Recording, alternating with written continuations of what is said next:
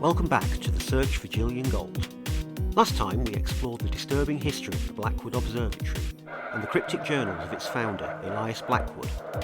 We discovered his obsession with celestial alignments and his belief in opening portals to other dimensions. This week we're delving into the shadowy underbelly of Carston, exploring the rumours of a secret society known as the Carston Circle, a group whispered to have ties to Blackwood and his experiments, a group that may still be operating in the shadows. Our research has uncovered fragmented accounts of the Carston Circle, dating back to the early 20th century, around the same time Blackwood was conducting his experiments. Locals describe them as a secretive group, composed of prominent families in Carston, who meet in secluded locations and perform strange rituals. We've managed to compile a partial list of these families, names that echo through Carston's history. The Athertons, the Claytons and the Vancers, names that carry weight and influence, even today. We spoke with a former resident of Carston who wished to remain anonymous about her experiences with the Carston Circle. They were always different. The way they looked at you, like they knew something you didn't.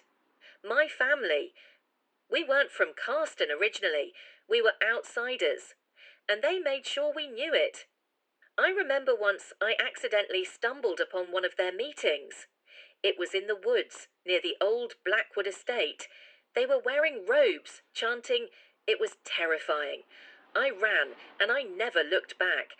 But I saw something else, a symbol, glowing faintly in the darkness. It was like the air itself was lit up, outlining this shape.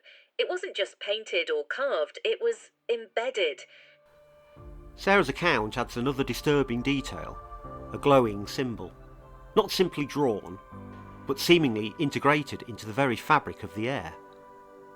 This aligns with other, more recent accounts we've gathered. Some have reported seeing fleeting, shimmering shapes in the woods, especially during the Carston Lights phenomena.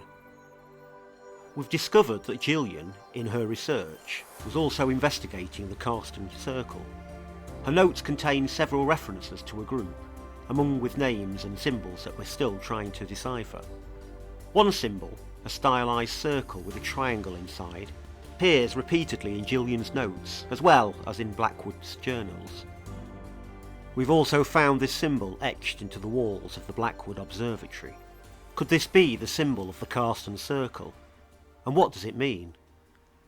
Our research into ancient symbology suggests a connection to esoteric traditions and the worship of celestial bodies, specifically the alignment of certain constellations during specific solstices and equinoxes. We consulted Dr. Eleanor Vance, an historian specialising in occult societies. She pointed us towards a possible link to pre-Christian Celtic rituals, which often involved circles and triangles representing the earth, the sky and the spirit. But she also warned us, these symbols can be twisted, corrupted, used for purposes far removed from their original intent. The circle and triangle motif is deeply embedded in Celtic symbolism. The circle, in its most basic form, represents the cyclical nature of existence, the eternal return, the wheel of the year. It's the boundary, the sacred space. The triangle, often pointed upwards, is associated with the triplicity of the cosmos, earth, sky, and the spirit realm. It's also linked to specific deities, often those connected to wisdom and prophecy. In Celtic rituals, these symbols were used to create sacred enclosures, to channel energies, to commune with the other world. They were not merely decorative, they were functional, tools for manipulating the unseen. Now, the specific configuration we're seeing, a triangle within a circle, suggests a focus on the integration of these realms. It implies an attempt to bring the celestial or spiritual into the earthly sphere. This could be interpreted as a desire for enlightenment, a quest for higher knowledge. But as with any powerful symbol, it can be perverted. History is full of examples of sacred symbols being twisted for darker purposes. Consider the cult of Mithras, a mystery religion that spread throughout the Roman Empire. They adopted many symbols from earlier cultures, including solar and celestial motifs, but they used them in ways that emphasized hierarchy, control, and the attainment of personal power. The same can happen with Celtic symbols. A circle, meant to protect, can become a prison. A triangle, meant to elevate, can become a weapon. And that's the danger here. These symbols, particularly within the context of the Carston Circle and the Blackwood Observatory, suggest a deliberate attempt to harness and control powerful forces. Blackwood's obsession with celestial alignments, combined with the circle's rituals, points towards a desire to manipulate the very fabric of reality. The symbols are not just representations, they are active components of their rituals. They are keys, codes, tools. And if they've been corrupted, if they're being used for purposes far removed from their original intent, the consequences could be catastrophic. Dr. Vance's words echoed with a chilling sense of historical precedent.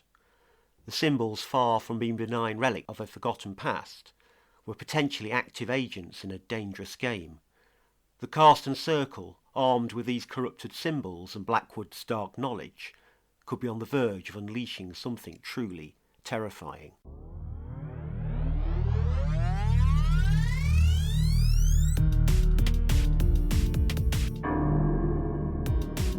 We've also discovered a series of coded messages in Gillian's notes.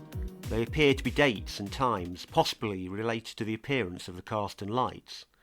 We're working with a cryptographer to decode these messages, hoping they will shed light on the connection between the Carston Circle, the lights, and Gillian's disappearance. One date, June the 21st, 2023, the summer solstice, is highlighted in Gillian's notes. This was just days before she disappeared. Was she planning to attend the Carston Circle ritual? Did she know something that put her in danger? We've also noticed a reoccurring phrase in her notes.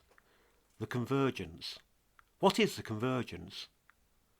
And why was she so focused on it?